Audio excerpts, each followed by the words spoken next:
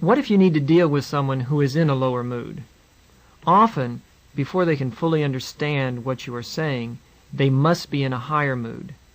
It's a waste of time to argue with a person. The person is convinced he or she is right.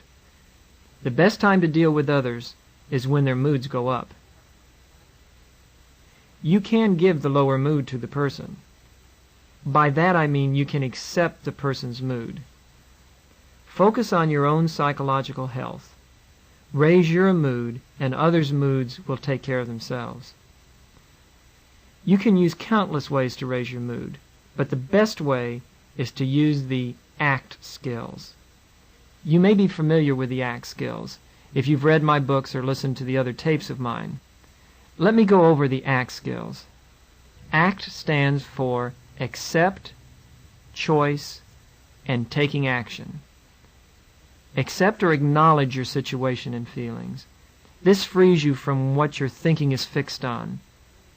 Choice directs your thinking, and taking action keeps your thoughts off your problems and on something else. This raises your mood.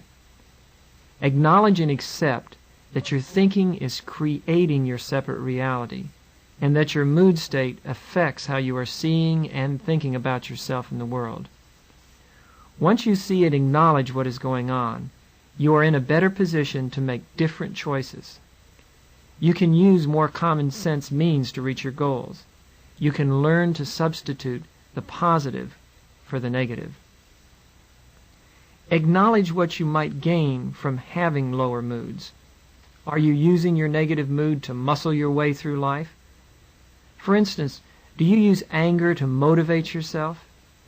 You may be successful, but are you using stress to get what you want? Are you running off negative energy? You may create bad moods either externally or internally to get strong. Negative feelings may have become a habit. Negativity is like a street drug. It's readily available. You can get it anytime, any place. Initially it's free, although you pay for it later with a sick spirit. You can get addicted to negativity and go into withdrawal if you don't get your daily fix of bad news. You need to understand and assure yourself that it's safe to feel good. Often you use negative feelings to motivate yourself to remove something bad from your life, as opposed to using positive reinforcement. Your thought is on the negative. You can switch and focus your thought on the positive. To help yourself let go of negative moods, you can see that while in your past negative moods may have helped, more likely they kept you from getting what you wanted. Look back over the years and see if you can come up with examples of where this happened. Following the evolutionary or survival function, in the past you may have switched into negative moods when circumstances in your life were bad. You can use a better way to get what you want. Approach life positively. Generate good feelings rather than negative feelings. Focus your thoughts on the benefits of feeling good. For example, you are smarter when you feel better. As you go lower on the mood scale, you lose intelligence as well as practical wisdom. You get stupid. You lose your common sense. You have memory and concentration lapses. As I said, you can raise your mood in countless ways. But before you will do this, you have to want to feel better. This means that you have to understand that as your mood goes up, your state of mind and ability to create your own life go up.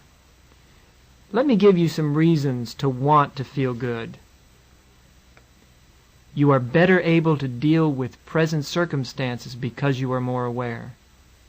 People are more attracted to you. You are physically healthier.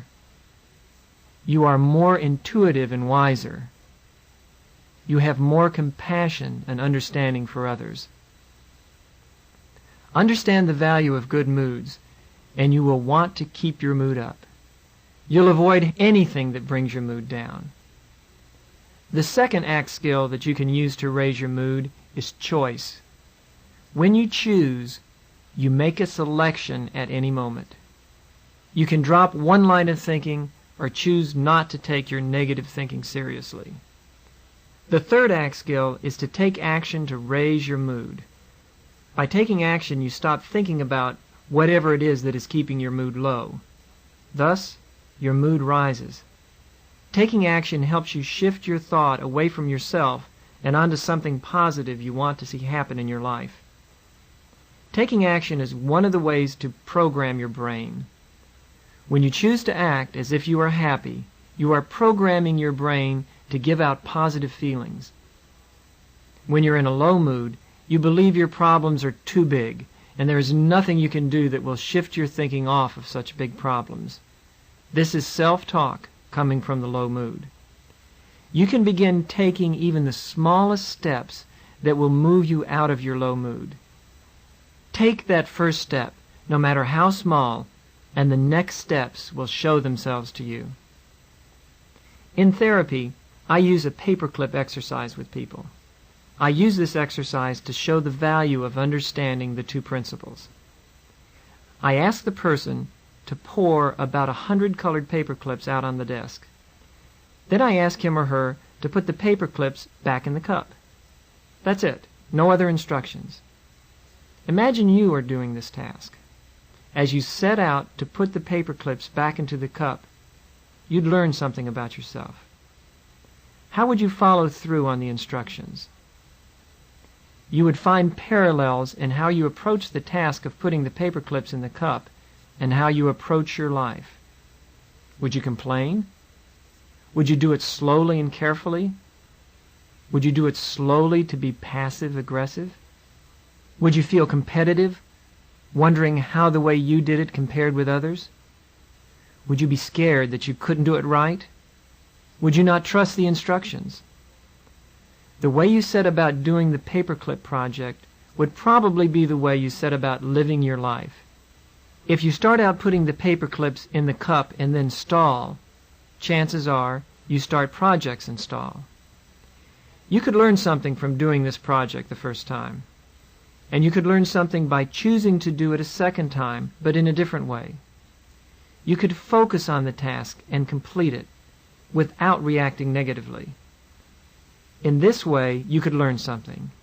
You could see that by shifting your mind onto the task and away from the self-talk, you can feel better. This would be concrete proof that the two principles work. You would see how you create your experiences by how you are thinking, and you would see that the better your mood, the better you would do at putting the paper clips back in the cup. Getting active is how you see the value of taking action to raise your mood. Go out and walk around the block. Clean a closet. I have 2 stationary bikes in my office, and often during therapy my client and I take a ride on our bikes. I suggest this for 2 reasons. The first is for me. I keep my mood up by getting active.